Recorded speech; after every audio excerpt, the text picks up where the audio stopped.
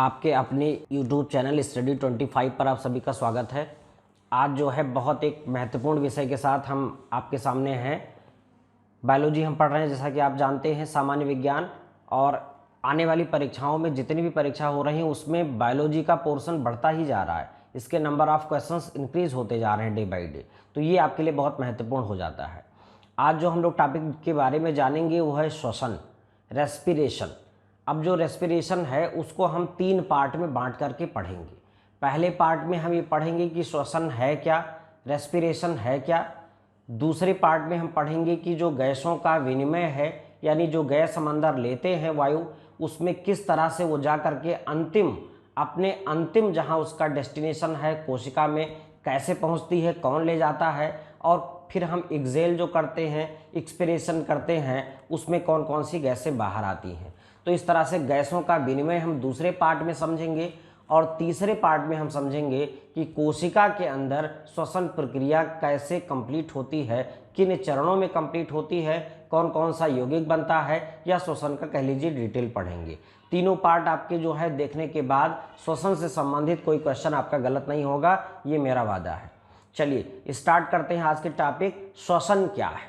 तो बहुत जनरल सी बात समझिए कि कोई भी सजीव है या कोई भी जीव है, उसको क्या चाहिए, उसकी कोशिकाओं को चलने के लिए, उस कार्यों को करने के लिए ऊर्जा चाहिए। अब वो ऊर्जा कुछ ऐसे भी होते हैं पेड़ पौधे पादप जो सनलाइट से अपने भोजन का संश्लेषण कर लेते हैं, और कुछ ऐसे हैं जैसे हम लोग हैं तो हम लोग पेड़ पौधों पर भोजन के लिए डिपेंड करते हैं। तो हमें जो ऊर्जा मिलती है वो हमें कहाँ से मिलती है, भोजन से प्राप्त होती है। तो सभी जीवों को ऊर्जा कहाँ से प्राप्त होती है, भोजन से ही प्राप्त होती है। अब जब भोजन हम चबाते हैं, तो भोजन जब हम खा लेते हैं तो इसके बाद क्या होता है कि हमारी कोशिकाओं को भोजन जो है ऊर्जा नहीं देता। अब क्या चाहिए हमें कि हमें ऑक्सीजन चाहिए, और ऑक्सीजन की उपस्थिति में ही जो भोजन हमने किया है उसका ऑक्सीडेशन होगा, उसका कह लीजिए कि ऑक्सीकरण होगा, या कह लीजिए उसका उपचयन होगा, या उसको कह लीजिए आप जारण होगा उस भोजन का। और जारण के बाद कोशिका को एटीपी के रूप में ऊर्जा प्राप्त होती है।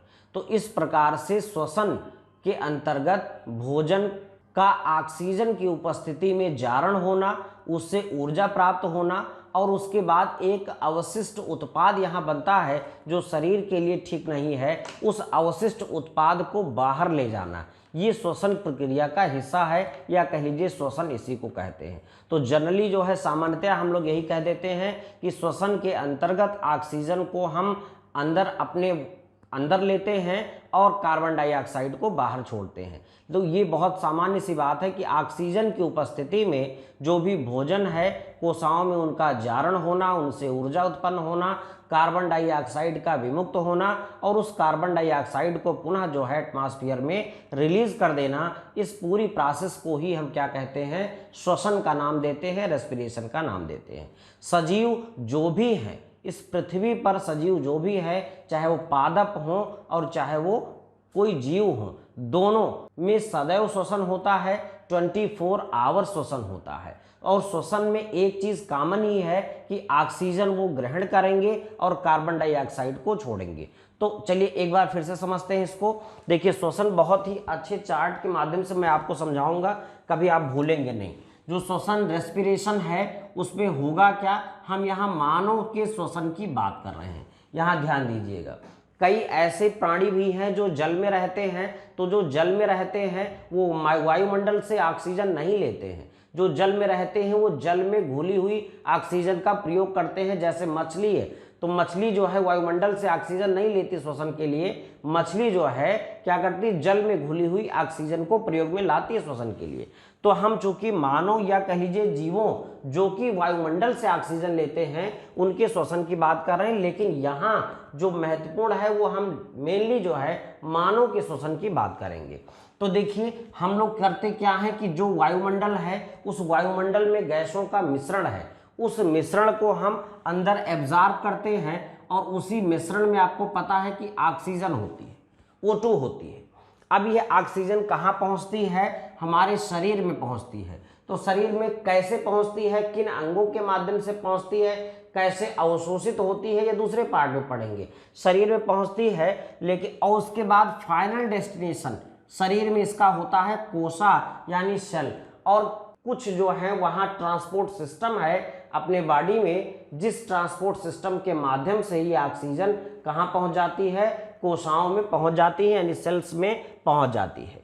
इसके बाद क्या होता है, इसी कोशिका में भोजन जो कुछ हमने किया था उस भोजन का जारण होता है। जारण का मतलब जान लीजिए, एक तरह से ऑक्सीडेशन होता है, जलना भी कह सकते हैं। आप देखिए गाड़ी चलती है हम लोग की, तो गाड़ी में भी क्या होता है, ईंधन जलता है और जलने से ही एनर्जी क्रिएट होती है। तो इस प्रकार से भोजन का वहाँ जारण होता है। जारण का तात्पर्य है ऑक्सीकरण होता है, ऑक्सीजन की उपस्थिति में ही ये संभव है।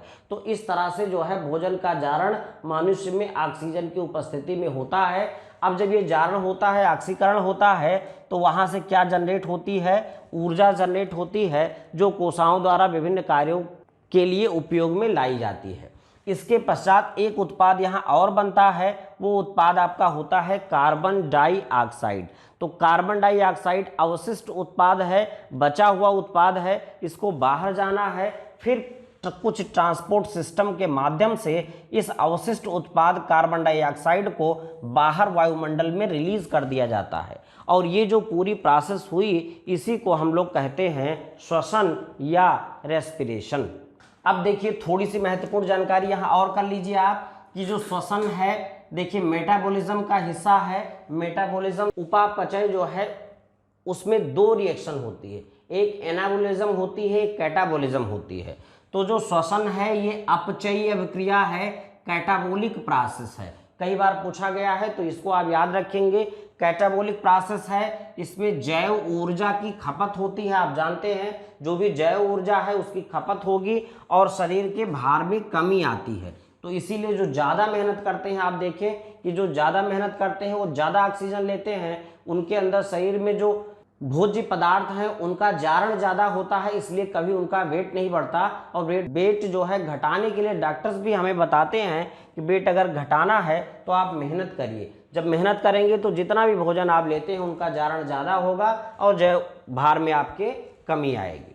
अब देख लीजिए यहाँ कि जो हम सांस लेते हैं, उस सांस लेने में जो हम वायु को अंदर लेते हैं और वायु को बाहर छोड़ते हैं, तो ऐसा कोई सिस्टम हमारे शरीर में नहीं है कि वायुमंडल से सीधा हम केवल ऑक्सीजन ले लें।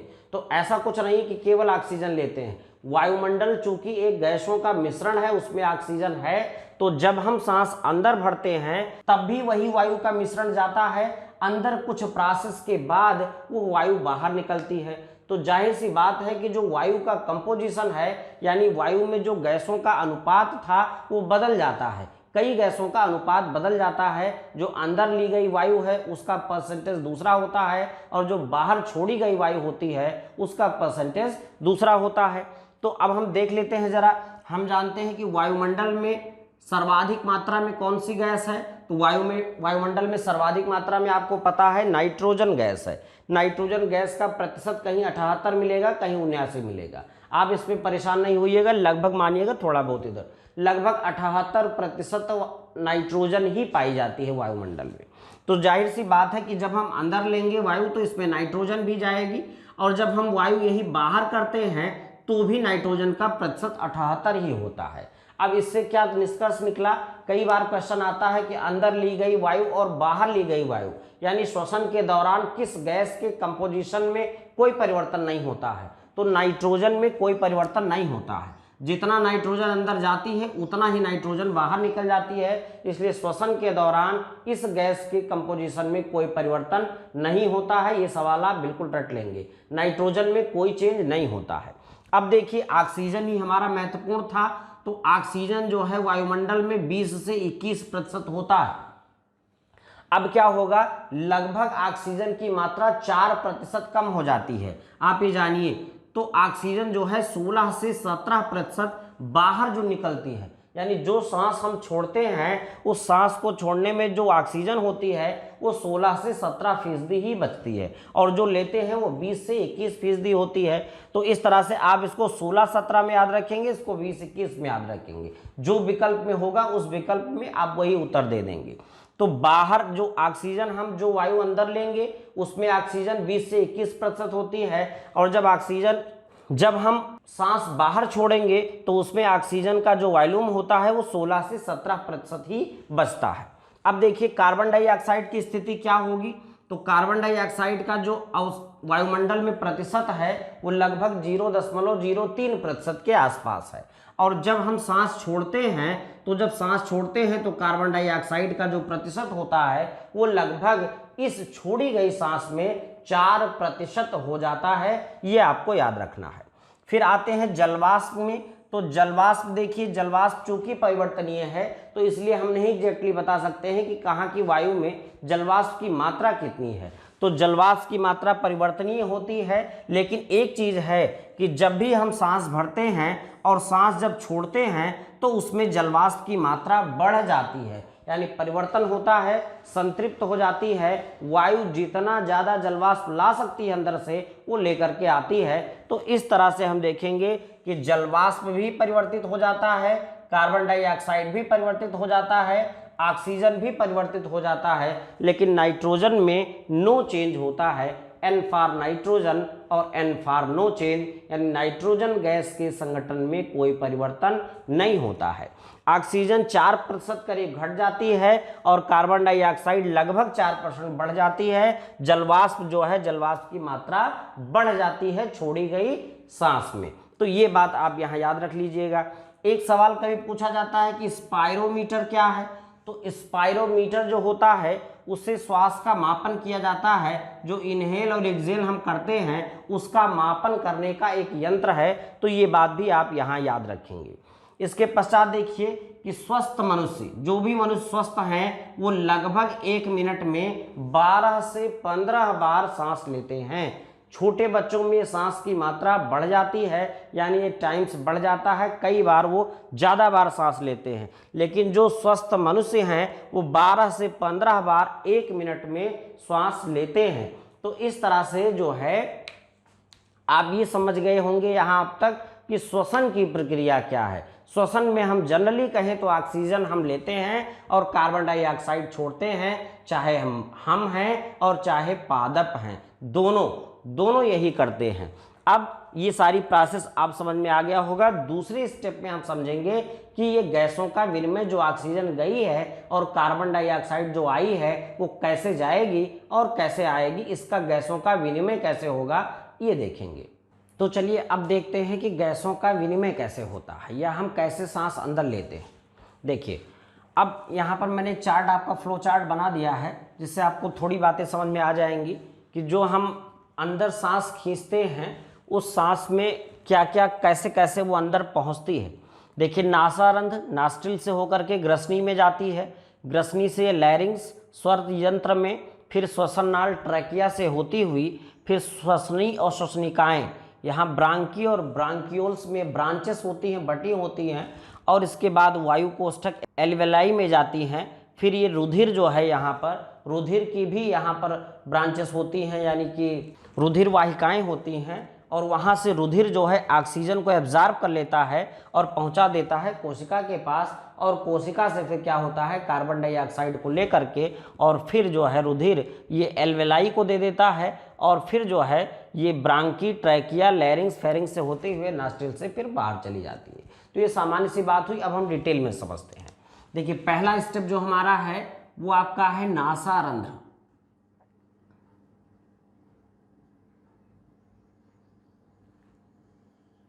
जिसको हम इंग्लिश में बोलते हैं नॉस्ट्रिल्स।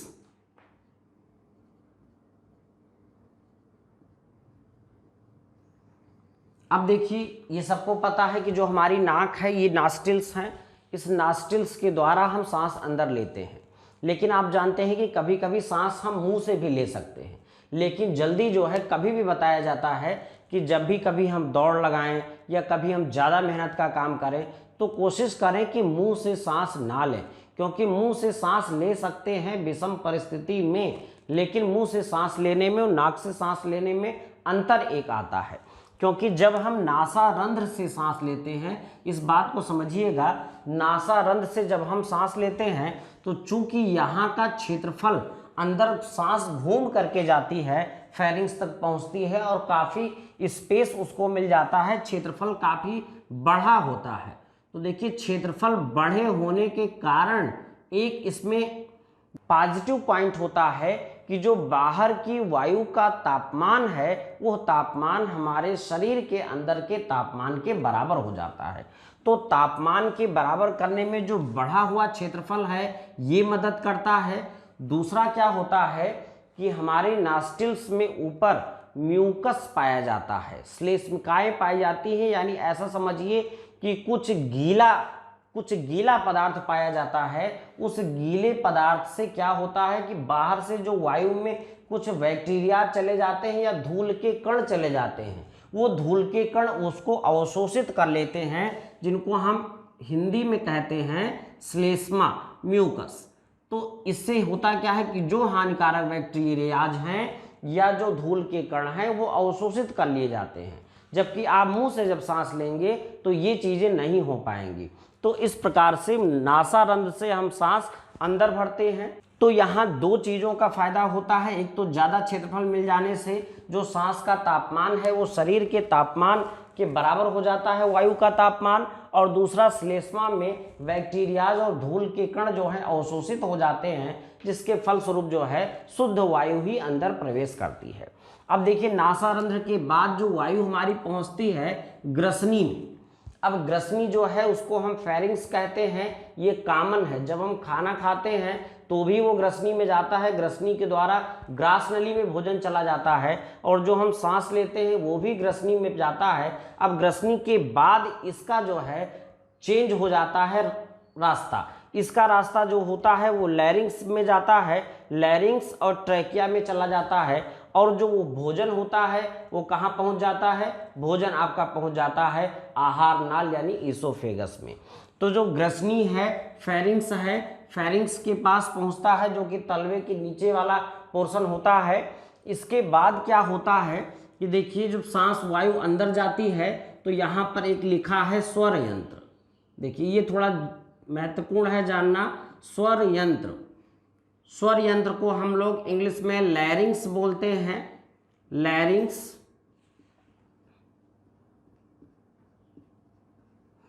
इस लैरिंग्स का एक अजीब नाम भी है, वो भी आप याद रखिएगा। इसको हम लोग एडम्स एपिल कहते हैं,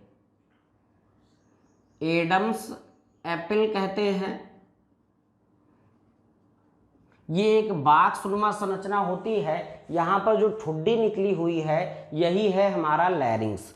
तो यहाँ पर जो है वायु पहुँचती है, लैरिंग्स से होते हुए फिर जो हमारी वायु जो हमने ग्रहण किया था वो हमारी वायु कहाँ पहुँच जाएगी, वो पहुँच जाएगी ट्रैकिया में, श्वसन नाल में।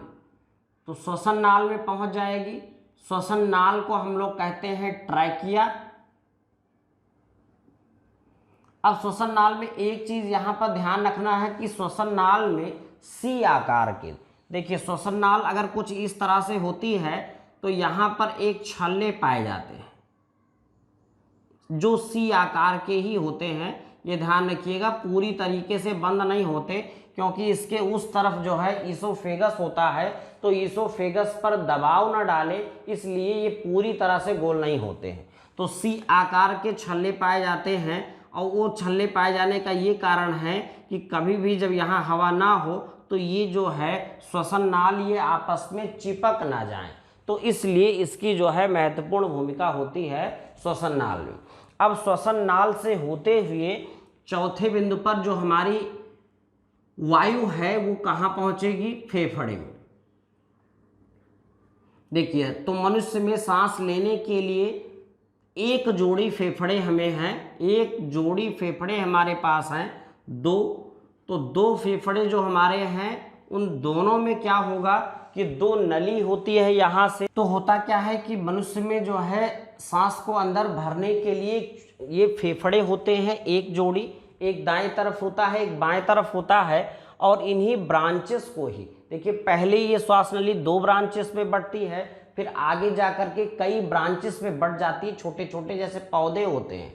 तो पेड़ एक निकला, फिर उसके बाद उसकी एक शाखा, फिर उस शाखाओं में भी कई शाखाएं, इस प्रकार से तमाम ब्रांचेस बन जाती हैं, और उन्हीं ब्रांचेस को हम ब्रांची या ब्रांकियोल्स के नाम से भी जानते हैं। ब्रांकी और ब्रांकियोल्स, तो फेफड़े के अंदर, इसलिए यहाँ देखिए लिखा फेफड़े के अंदर ये ब्रांचेस ही होती है, और ब्रांकी फिर ब्रांकियोल्स, और इसके बाद जहाँ पर ये ब्रांचेस खत्म होती हैं वहाँ पर पाई जाती है वायु कोष्ठक।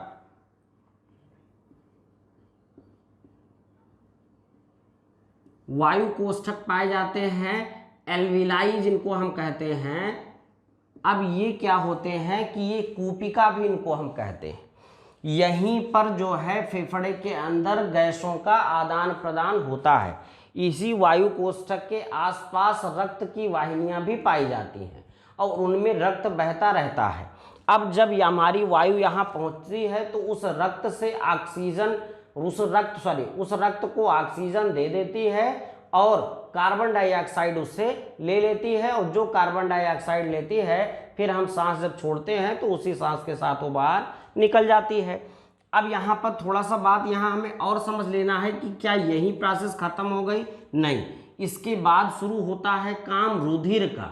तो देखिए रुधिर ने क्या किया, रुधिर जिसको हम इंग्लिश में ब्लड कहते हैं, इसमें एक प्रोटीन पाई जाती है। आप सबको पता है कि रुधिर में एक प्रोटीन पाई जाती है, एक वर्णक है जिसको हम कहते हैं हीमोग्लोबिन।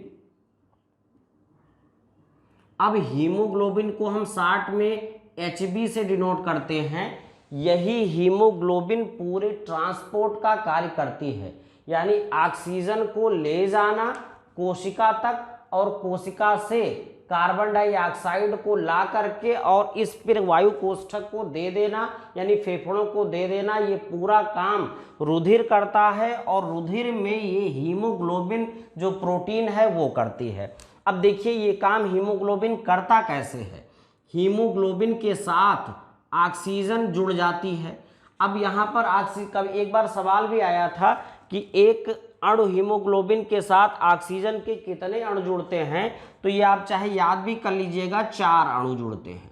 तो 4 अणु ऑक्सीजन के जुड़ करके ये एक नया यौगिक बनाते हैं जिसको हम कहते हैं ऑक्सी हीमोग्लोबिन। तो उसको हम कह देते हैं ऑक्सी हीमोग्लोबिन। अब देखिए ऑक्सी हीमोग्लोबिन बन गया, इसके बाद ये रुधिर बहता हुआ कहाँ पहुँच जाएगा, ये कोशा में पहुँच जाएगा, यानी सेल्स में पहुँचेगा।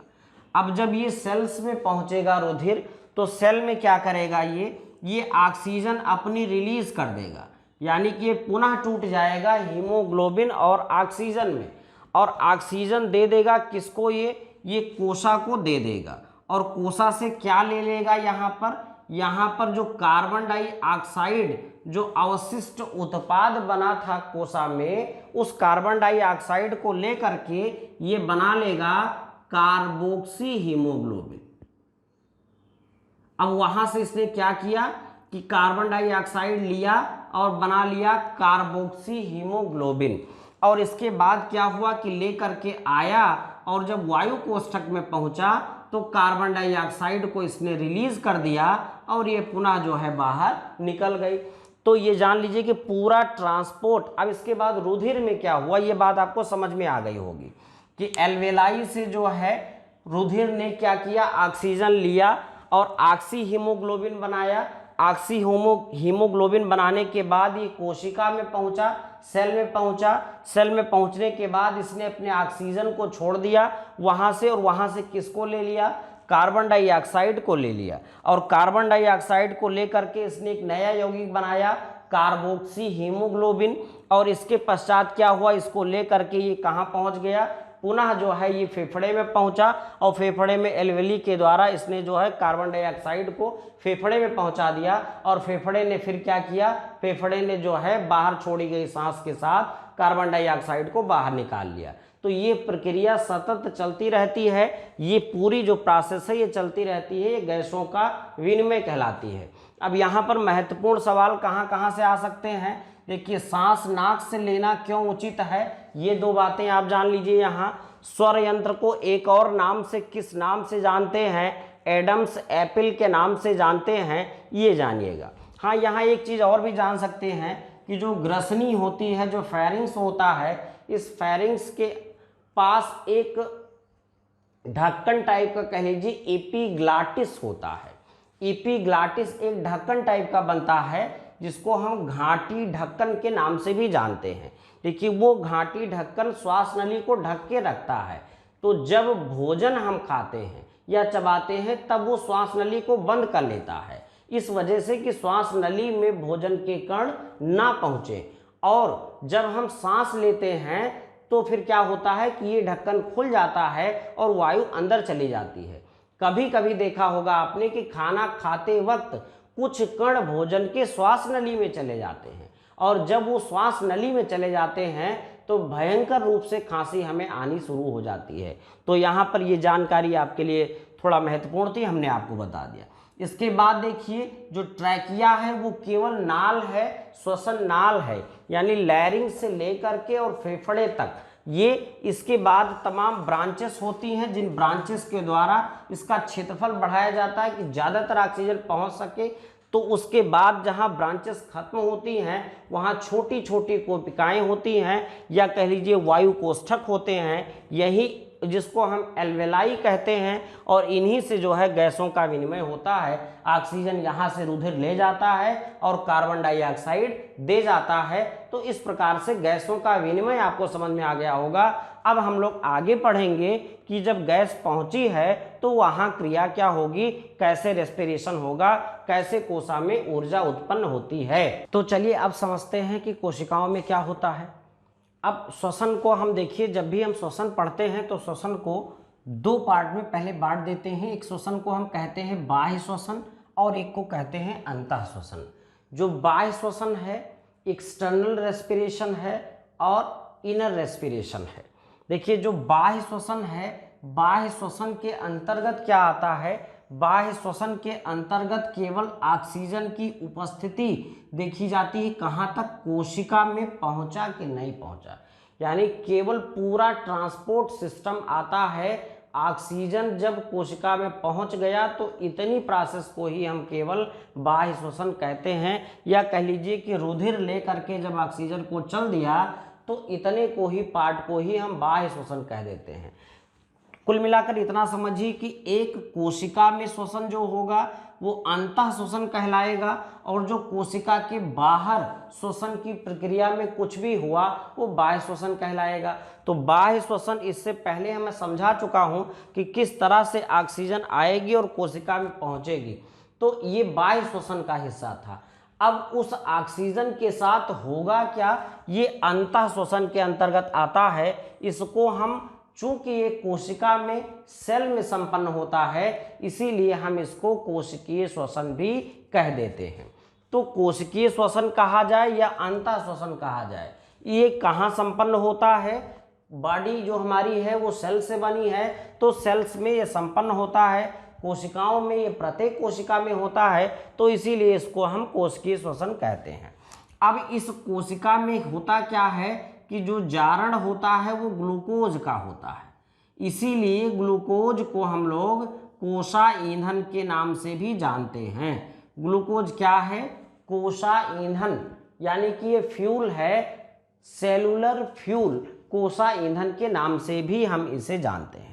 अब देखिए, सेल का स्ट्रक्चर इससे पहले मैं पढ़ा चुका हूँ कि सेल में केंद्रक आपका होता है। मनुष्य के सेल में जो पूर्ण विकसित होता है केंद्रक, और केंद्रक के बाहर का जो पदार्थ है प्लाज्मा मेम्ब्रेन के बीच में, उसको हम साइटोप्लाज्म कहते हैं। उसी साइटोप्लाज्म में क्या होता है कि माइटोकॉन्ड्रिया एक अंग के रूप में, कोशांग के रूप में पाया जाता है। तो जब कोशा में श्वसन के लिए ऑक्सीजन पहुंचती है तो वहां पर ये ऑक्सीजन, यानी कि जो श्वसन की क्रिया है वो दो पार्ट में होती है, दो चरणों में होती है। एक चरण उसका कंप्लीट होता है साइटोप्लाज्म यानी कोशा द्रव्य में, साइटोप्लाज्म में, और दूसरा चरण उसका कंप्लीट होता है माइटोकॉन्ड्रिया में, माइटोकॉन्ड्रिया जो कि कोशांग है। अब यहाँ पर थोड़ा समझिएगा, साइटोप्लाज्म में जो चरण संपन्न होता है वहाँ पर ऑक्सीजन नहीं होता है, यानी यहाँ की जो प्रक्रिया होती है वो ऑक्सीजन की अनुपस्थिति में होती है। इसी वजह से जो साइटोप्लाज्म में जो कुछ होगा उसको हम कहते हैं अनाक्सी श्वसन, एनारोबिक रेस्पिरेशन, इसको हम कह देते हैं। अब दूसरा देखिए, इसके बाद जो प्रक्रिया माइटोकॉन्ड्रिया में होगी, उस माइटोकॉन्ड्रिया में ऑक्सीजन की उपस्थिति होती है, इसलिए उसको हम एरोबिक रेस्पिरेशन कहते हैं, ऑक्सी श्वसन कहते हैं। तो ऑक्सीजन की जो अनुपस्थिति में होगा वह श्वसन अनाक्सी श्वसन कहलाएगा, ये साइटोप्लाज्म में होगा कोशिका के, और जो ऑक्सी श्वसन होगा उसे हम क्या कहेंगे, वो ऑक्सीजन की उपस्थिति में होगा, और ये कहाँ संपन्न होगा, माइटोकॉन्ड्रिया में संपन्न होगा। अब हम रिएक्शन समझते हैं कि रिएक्शन क्या होता है सामान्यतया। तो देखिए, परीक्षा में जो पूछा जाता है उसको ये बात आपको बहुत अच्छे से समझ लेना है।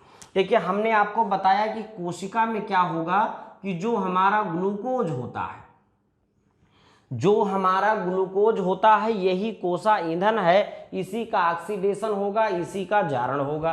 तो जो ग्लूकोज हमारी कोशा में है, सबसे पहले क्या होगा कि साइटोप्लाज्म में, कहाँ पर याद रखिएगा, साइटोप्लाज्म में कोशा द्रव्य में ग्लूकोज में कार्बन के 6 अणु होते हैं, या कह लीजिए 6 परमाणु होते हैं। तो कार्बन का जो 6 अणु हैं वो 3 अणु वाले पायरुविक अम्ल में चेंज हो जाते हैं, या पायरुवेट कभी कभी इसको हम कहते हैं। इसका तात्पर्य ये हुआ कि साइटोप्लाज्म में ग्लूकोज टूट गया पायरुविक अम्ल में, और पायरुविक अम्ल का कितना अणु यहाँ बनेगा, 2 अणु यहाँ बन जाएंगे। यानी साइटोप्लाज्म में क्रिया हुई, साइटोप्लाज्म में ये क्रिया क्या होगी, ऑक्सीजन की अनुपस्थिति में होगी। तो ऑक्सीजन की अनुपस्थिति में साइटोप्लाज्म में, जो कि कोशा का भाग है, ग्लूकोज टूटा, 2 अणु बने, किसके, पायरुविक अम्ल के बने, और इस प्रक्रिया को हम कहते हैं ग्लाइकोलिसिस। ग्लाइकोलिसिस की प्रक्रिया इसे हम कहते हैं। ये ऑक्सी श्वसन की भी प्रक्रिया है और अनाक्सी श्वसन की भी प्रक्रिया है। तो इस पूरी प्रोसेस को, जिसमें ग्लूकोज साइटोप्लाज्म में कोशा द्रव्य में ऑक्सीजन की अनुपस्थिति में 2 अणु पायरुविक अम्ल का बना दिया, इस प्रक्रिया को हम कहते हैं ग्लाइकोलिसिस। अब इसके बाद देखिए, ये पायरुविक अम्ल जब बन जाएगा, इसके बाद की प्रोसेस जो है निर्भर करता है कि ऑक्सीजन की उपस्थिति है कि नहीं है, वो ईस्ट है कि वो पेशियों में हो रहा है कि वो माइटोकॉन्ड्रिया में हो रहा है। तो फिर अलग अलग रिजल्ट फिर यहाँ आने शुरू हो जाते हैं। अब देखिए जरा कि अगर पायरुविक अम्ल बना, और पायरुविक अम्ल यही ईस्ट में क्या होगा, तो ईस्ट में क्या होगा, अगर ईस्ट होगा तो ईस्ट में एक उत्पाद बनेगा एथिल एल्कोहल। ईस्टों में ध्यान दीजिएगा, ईस्ट में केवल ये होता है एथिल एल्कोहल उत्पाद बनेगा और कार्बन डाइऑक्साइड बन जाएगा। यानी अगर पायरुविक अम्ल, ये अभी मनुष्य की बात नहीं हो रही, ईस्ट की बात हो रही, इसको यहाँ नोट कर लीजिए क्योंकि कभी कभी आ जाता है कि और कौन सा उत्पाद बन जाता है। अब देखिए दूसरा क्या होगा कि अगर मनुष्य की पेशी में, पेशी जो पेशी है मसल्स, उसमें कहीं पर ये प्रक्रिया होगी तो वहां पर एक एसिड बन जाता है जिसको हम कहते हैं लैक्टिक एसिड या लैक्टिक अम्ल कह लीजिए।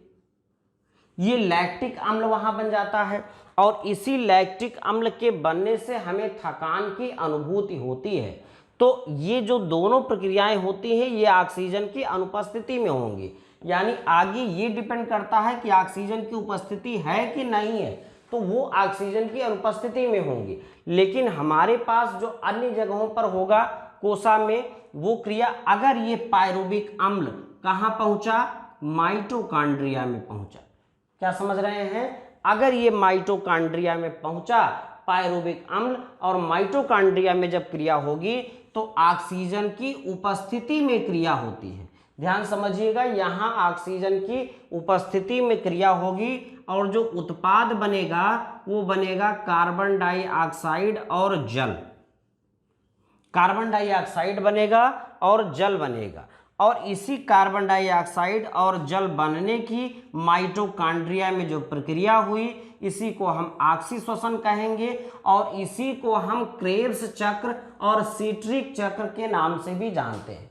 चूंकि ये प्रोसेस खोजा था क्रेब्स ने, एक ब्रिटिश वैज्ञानिक थे हैंस क्रेब्स, इसीलिए इस माइटोकॉन्ड्रिया में ऑक्सीजन की उपस्थिति में जो ऑक्सीश्वसन होता है इसको हम क्रेब्स चक्र के नाम से जानते हैं। अब यहाँ पर हम देखते हैं कि ऊर्जा कितनी उत्पन्न होती है ये हम समझ लें। तो जो हमारा पहला चरण था साइटोप्लाज्म, तो साइटोप्लाज्म में जो हमारी क्रिया हुई ग्लाइकोलिसिस की यानी अनाक्सीश्वसन की, उसमें 4 एटीपी ऊर्जा बनती है। कितनी एटीपी बनती है? 4 एटीपी ऊर्जा बनती है। तो हमने आपको बताया कि जो पहला चरण होगा उस पहले चरण में 4 एटीपी बनेगी। अब 4 एटीपी क्या होता है कि 4 एटीपी बनती तो है लेकिन चारों एटीपी मिलती नहीं है कोशिका को। क्यों? क्योंकि जो ग्लाइकोलिसिस की प्रक्रिया है, फास्फोरिलीकरण की प्रक्रिया है, इस प्रक्रिया होने में ही 2 एटीपी ऊर्जा खर्च हो जाती है। तो रिजल्ट क्या होता है? 2 एटीपी ऊर्जा रिजल्ट होता है। यानी पहले चरण से यानी अनाक्सीश्वसन से जब ग्लूकोज पायरुविक अम्ल में बदला, ग्लाइकोलिसिस की क्रिया में कोशिका को कितनी ऊर्जा प्राप्त हुई? 2 एटीपी ऊर्जा प्राप्त हुई। इसीलिए जो है अनाक्सीश्वसन में बहुत कम ऊर्जा प्राप्त होती है। अब देखिए, यही जब दूसरी बार प्रक्रिया होगी तो दूसरी बार जब प्रक्रिया यही ऑक्सीश्वसन यानी दूसरे चरण की जब प्रक्रिया होगी और माइटोकॉन्ड्रिया में होगी तो माइटोकॉन्ड्रिया में जो पायरुविक अम्ल है, इसको जरा समझिएगा, कितना बना था पायरुविक अम्ल? पायरुविक अम्ल बना था 2 अणु पायरुविक अम्ल के बने थे और एक से 18 एटीपी ऊर्जा प्राप्त होती है। तो 2 से कितना प्राप्त हो जाएगा? 36 एटीपी ऊर्जा प्राप्त हो जाएगी।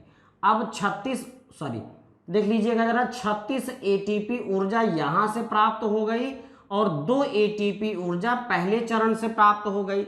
इसका मतलब ग्लूकोज के एक अणु का जब पूर्ण ऑक्सीकरण होता है, पूर्ण ऑक्सीकरण किसकी उपस्थिति में? ऑक्सीजन की उपस्थिति में, तो कुल 38 एटीपी ऊर्जा प्राप्त होती है। तो सवाल भी यहाँ आता है कि सबसे ज्यादा ऊर्जा कहाँ प्राप्त होती है? तो क्रेब्स चक्र के दौरान ही कोशिका को सबसे ज्यादा ऊर्जा प्राप्त होती है, 36 एटीपी। तो 36 और 2 38 एटीपी एक ग्लूकोज के एक अणु के ऑक्सीकरण से कोशिका को कितनी ऊर्जा प्राप्त होती है? कुल 38 एटीपी, जिसमें जो पहला चरण होता है ग्लाइकोलिसिस का उसमें 2 एटीपी और चूंकि 2 पायरुविक अम्ल बनते हैं, ये दोनों जब जाकर के माइटोकॉन्ड्रिया में ऑक्सीजन की उपस्थिति में इनका जब जारण होता है, टूटते हैं, तो कार्बन डाइऑक्साइड और जल बनता है। और इसके साथ साथ यहीं पर नोट कर लीजिएगा 36 एटीपी ऊर्जा प्राप्त होती है। तो 36 और 2 38 एटीपी ऊर्जा एक ग्लूकोज के एक अणु से कुल कोशिका को प्राप्त होती है। ये सवाल भी कई बार पूछा गया है, थोड़ा सा जटिल है, तो थोड़ा आराम से आप वीडियो को देख लीजिए, एक बार समझ लीजिए। कहीं पर कोई कंफ्यूजन बनता है तो आप मुझे कमेंट करके बता दीजिएगा। एक बार यहाँ पर यही चीज समझना होगा कि साइटोप्लाज्म, कोशिका द्रव्य, अनाक्सीश्वसन, ग्लाइकोलिसिस, क्रेब्स चक्र और माइटोकॉन्ड्रिया, यहाँ 2 चीज देख लीजिएगा। अनाक्सीश्वसन के उत्पाद हैं एथिल अल्कोहल और लैक्टिक अम्ल। एथिल अल्कोहल और लैक्टिक अम्ल जो होते हैं ये अनाक्सीश्वसन के उत्पाद होते हैं, ऑक्सीश्वसन के उत्पाद नहीं होते हैं। तो ये आप दोनों ध्यान रखिएगा। हमारी पेशियों में जब कभी हम बहुत मेहनत करते हैं तो क्या हो जाता है कि पेशियों में जो है ऑक्सीजन की अनुपस्थिति में जारण होना शुरू हो जाता है और लैक्टिक अम्ल बनने लगता है। और जब यही लैक्टिक अम्ल हमारी पेशी में इकट्ठा होता है तो हमारी पेशियों में थकान हो जाती है। बाद में जब हम रेस्ट करते हैं तो फिर इसका जो अधूरा हुआ है, जो यहाँ लैक्टिक अम्ल बना है, इसका पूर्ण ऑक्सीकरण होता है और फिर से हम अपने आप को एनर्जाइज महसूस करते हैं, एनर्जेटिक महसूस करते हैं। तो इस प्रकार से उम्मीद है कि आपको ये चीज़ें समझ में आ गई होंगी। इसीलिए आप जानते हैं जब मैंने सेल पढ़ाया था तो आपको बताया था कि माइटोकॉन्ड्रिया को powerhouse of the cell कहा जाता है, क्योंकि सबसे ज़्यादा ऊर्जा यहीं से प्राप्त होती है।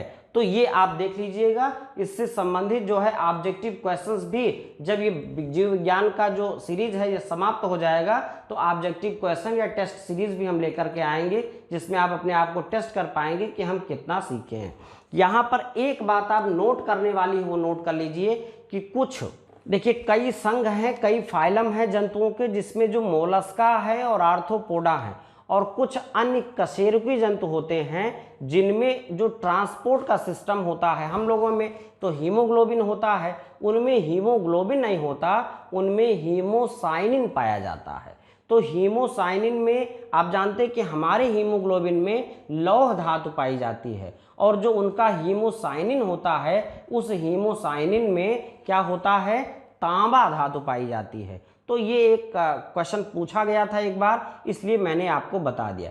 इसके भी अतिरिक्त अन्य जीवों के बारे में भी क्वेश्चन आते रहते हैं कि ये कैसे सांस लेते हैं, तो आप वो सारी चीज़ें, जैसे मछली कैसे सांस लेगी, कौन से अंग होते हैं उनके, तो हम लोगों ने जो यहाँ चर्चा किया वो स्पेशली मानव श्वसन था, और मुझे पूरी उम्मीद है कि आपको समझ में आ गया होगा। वीडियो अगर आपको अच्छा लगा है तो लाइक, सब्सक्राइब और शेयर कर दें, और पढ़ते रहें, आगे आने वाली परीक्षाओं में सफल हों, ऐसी मेरी शुभकामना है। Thank you so much.